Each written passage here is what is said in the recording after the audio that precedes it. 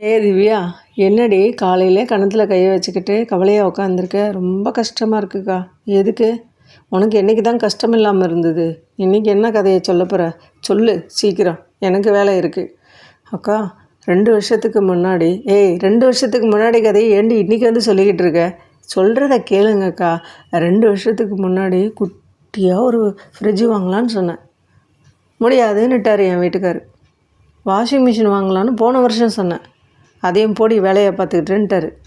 இந்த வருஷம் ஏசியாவது வாங்கலான்னு சொன்னேன். நான் ஒன்றும் அவங்ககிட்டே ஓசியில் காசு சம்பாதிக்கலான்ட்டார். இப்படியே சொல்லிக்கிட்டு விட்டாருக்கா. ஒன்றை கூட நான் வாங்கலைக்கா. அதுதான். அதையெல்லாம் ஏன் இப்போ நினச்சிக்கிட்டு இருக்க? இல்லைக்கா, அவ்வளோ பெரிய வீடு எதிர்த்த வீட்டில் கட்டினாங்கல்ல, அவங்க மொத்த பொருளையும் அந்த வீட்டுக்கு தகுந்த மாதிரி வாங்கி போட்டாங்கக்கா.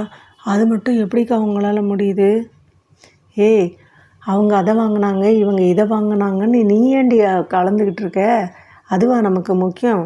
ஏண்டி, என்ன தான் பெரிய கோடீஸ்வரனாக இருந்தாலும் 8 அடுக்கு 10 அடுக்கு கட்டி வச்சுருந்தாலும் ஒத்த ரூமில் தான் படுக்க போகிறான். மொத்த ரூம்லேயும் படுக்க முடியாது. அந்த ஒத்த ரூமில் கூட ஓரமாக தான் படுக்கணும்.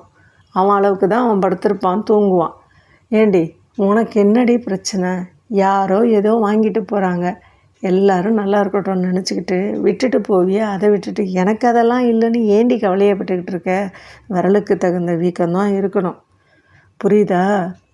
அதனால் தேவையில்லாமல் இதை நினச்சி உன் வீட்டுக்காரர்கிட்ட போய் சண்டையை போட்டுக்கிட்டு வாயை வச்சுக்கிட்டு சும்மா இருடி. என்னவோ நீங்கள் சொல்கிறீங்கக்கா, இதெல்லாம் என் கனவுல கூட இன்னும் வரலை. என்றைக்கு வரப்போதோ தெரியல. வரும் வரும். நீ நல்லா உழைச்சி பொழைச்சிக்க கற்றுக்கோ முதல்ல. அதுக்கப்புறம் உன் பிள்ளைங்களெல்லாம் நல்லா படிக்க வை. அவங்க வளர்ந்தாக்கா அவங்களுக்கு வேண்டியதெல்லாம் அவங்களே வாங்கிட்டு போகிறாங்க. நீ ஏண்டி கவலையப்பட்டுக்கிட்டு? இருக்கிறத வச்சு திருப்தியாக இருக்க பாருடி. சந்தோஷங்கிறது மற்ற பொருள்லையோ வீட்லேயோ கிடையாது. நம்ம மனசை தாண்டி சந்தோஷமாக வச்சுக்கணும். இருக்கிறத விட்டுட்டு பறக்கிறதுக்கெல்லாம் ஆசைப்படாத, புரியுதா? ஆமாங்க்கா. ஆனா ஒன்றா 1008 பழமொழி வச்சுக்குவீங்க கையில். இதை சும்மா சொல்லி வைக்கலடி. இன்றைக்கும் அதுக்கு பொருந்ததில்லை நம்மளுடைய வாழ்க்கை. அதான் சொல்கிறேன். உனக்கு புரியலைனாலும் எனக்கு புரிஞ்சுது, அதனால் சொன்னேன். சரிக்கா, விடுங்க.